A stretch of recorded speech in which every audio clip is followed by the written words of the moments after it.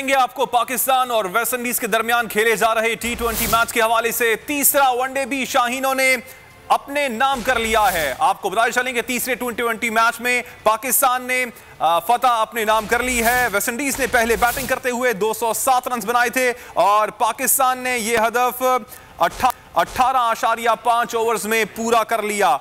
White wash कर दिया है T20 सीरीज में पाकिस्तान ने वेस्टइंडीज को। आज के मैच की बात की जाए तो मोहम्मद रिजवान और बाबर आजम ने उम्दा बैटिंग का मुजाहिरा किया। मोहम्मद रिजवान ने 87 रन बनाए जबकि बाबर आजम ने 79 रन बनाए। सब्सक्राइब करें और बेल दबाएं ताकि कोई खबर रह न जाए।